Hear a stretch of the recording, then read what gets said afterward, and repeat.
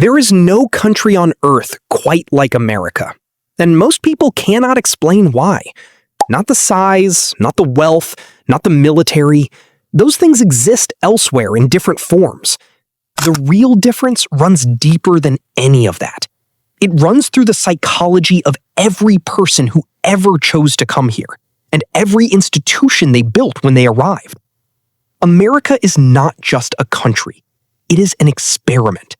The most ambitious social experiment in human history.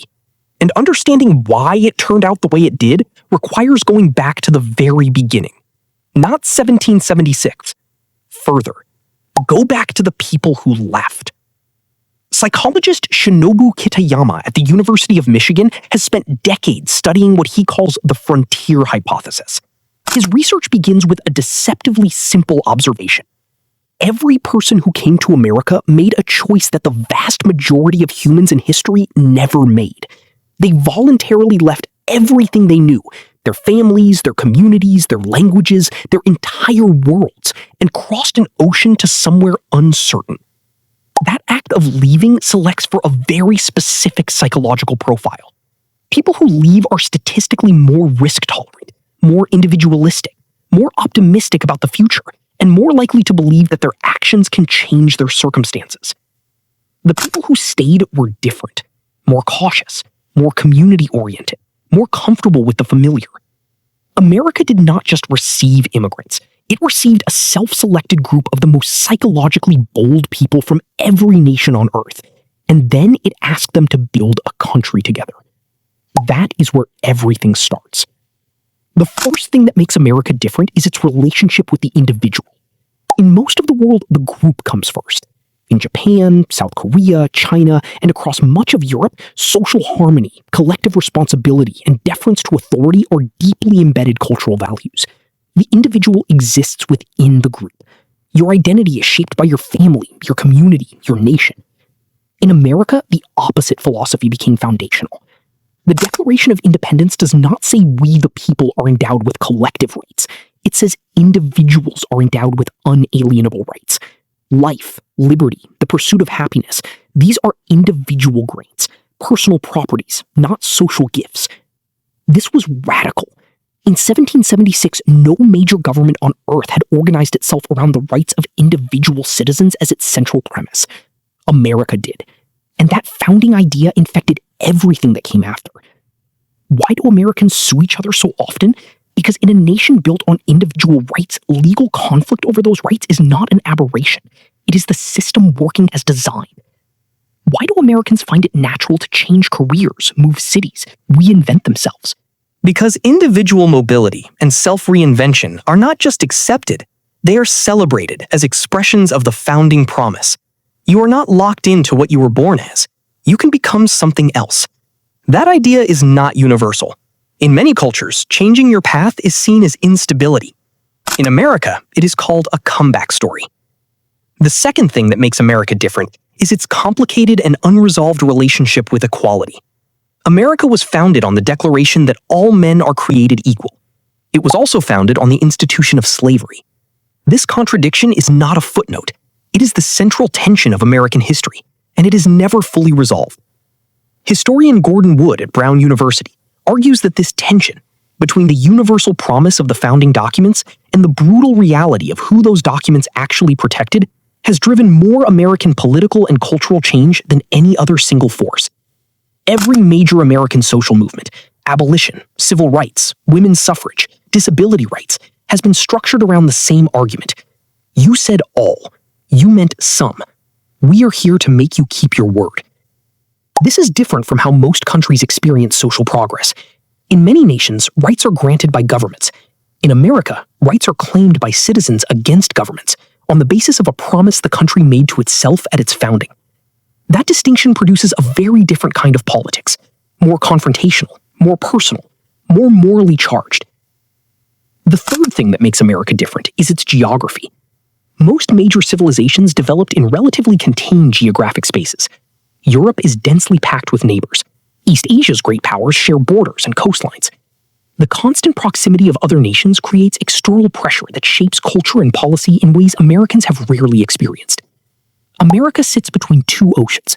Its immediate neighbors to the north and south have historically posed no existential military threat. The result is a nation that developed in remarkable geographic isolation, able to experiment, to expand, to make enormous mistakes and survive them, without the constant existential pressure that shaped European and Asian cultures over centuries. Historian Walter McDougall at the University of Pennsylvania argues that this geographic insulation gave America the freedom to develop a culture of radical optimism that would have been impossible in a more crowded and threatened environment. You can afford to believe the future will always be better when you have never had a neighboring empire capable of ending your existence overnight. This geographic isolation also produced something else, a culture of expansion. The frontier was not just a place, it was an idea. The belief that if things are not working here, you can always go further. Move west, start over, try again somewhere new. That frontier mentality did not disappear when the physical frontier closed. It transformed into the startup culture, the career pivot, the willingness to relocate for opportunity, the restlessness that the rest of the world finds so characteristically American. The fourth thing that makes America different is its relationship with religion. America has higher rates of religious belief and practice than almost any other wealthy developed nation. This seems paradoxical. Wealth and education tend to correlate with declining religiosity in most of the world. But America is a consistent exception. Sociologist Robert Bellah at the University of California, Berkeley described what he called American civil religion, a set of quasi-religious beliefs and rituals organized around national symbols, the flag, the Constitution, the Founding Fathers, that function alongside and sometimes instead of traditional religion in providing Americans with a shared moral framework. In a nation assembled from people of every religious tradition, a civic religion built around national founding myths provided the common moral language that no single denomination could supply. This is why American political speeches sound different from speeches in other democracies. They invoke God. They speak of destiny. They use the language of covenant and promise in ways that would feel strange in most European political contexts.